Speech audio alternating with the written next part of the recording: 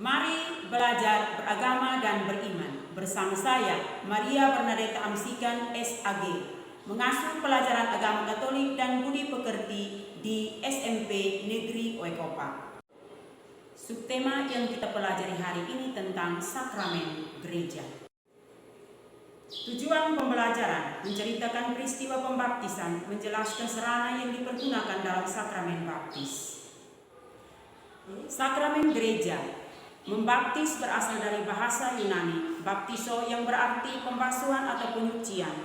Membaptis berarti membenamkan calon ke dalam air atau menuangkan air ke atas kepala sambil mengucapkan nama Bapa dan Putra dan Roh Kudus. Sakramen baptis merupakan sakramen dasar bagi orang Kristiani. Dengan dibaptis berarti orang bergabung menjadi anggota gereja setelah sakramen baptis antara lain: 1. Air yang berarti membersihkan dari dosa-dosa.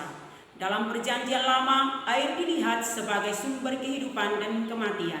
Yang kedua, lilin yang melambangkan cahaya Kristus sebagai penerang dalam kehidupan, karena kita adalah anak terang Kristus. Terdapat dalam kitab Efesus bab 5 ayat 8. Yang ketiga, kain putih melambangkan kita mengenakan Kristus, artinya bahwa sesudah dibaptis kita mengandalkan kekuatan Kristus dalam menjalani hidup.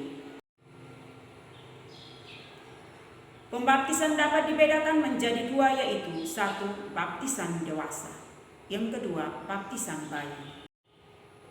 Dalam proses pembaptisan dewasa ada tahapan-tahapan yang harus dilalui, yakni 1. Masa prakatekumenan, kedua masa katekumenan, yang ketiga masa persiapan terakhir, dan yang keempat masa mistagogi. Ada beberapa istilah yang kita jumpai untuk mempelajari sakramen baptis, yakni 1. Katekumen, calon baptis. Yang kedua, katekis, guru pengajar agama dalam gereja. 3. Katekese, bahan ajar atau pewartaan tentang Yesus Kristus.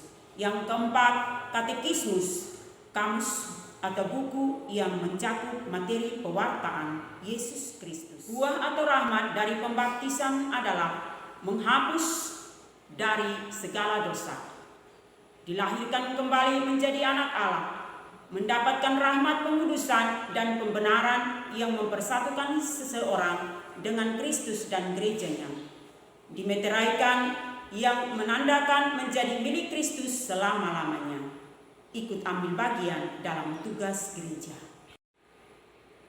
Sakramen baptis merupakan sakramen dasar bagi orang Kristiani. Dengan dibaptis berarti orang bergabung menjadi anggota gereja setelah kebangkitan.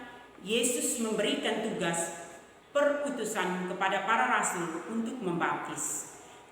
Di dalam Injil Matius bab 28 ayat 19. Lambang yang dipergunakan dalam sakramen baptis antara lain air yang berarti membersihkan dari dosa-dosa, lilin yang melambangkan cahaya Kristus sebagai penerang dalam kehidupan, karena kita adalah anak terang Kristus, kain putih yang melambangkan kita mengenakan Kristus, yang artinya bahwa sesudah dibaptis kita mengandalkan kekuatan Kristus dalam menjalani hidup. Seseorang yang ingin menjadi murid Kristus, syarat utamanya adalah harus percaya atau beriman kepada Yesus Kristus. Bagaimana mungkin orang tidak percaya dapat mengimani Kristus?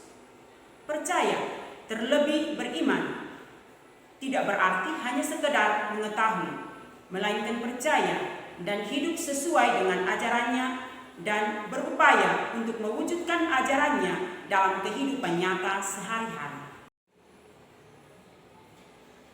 Sakramen baptis menghasilkan buah atau rahmat, yaitu menghapus dari segala dosa, dilahirkan kembali menjadi anak Allah, mendapatkan rahmat pengudusan dan pembenaran yang mempersatukan seseorang dengan Kristus dan gerejanya, ikut ambil bagian dari tugas gereja, dimeteraikan yang menandakan menjadi milik Kristus selama-lamanya. Demikianlah pembelajaran hari ini tentang sakramen gereja. Semoga bermanfaat. Tuhan Yesus memberkati.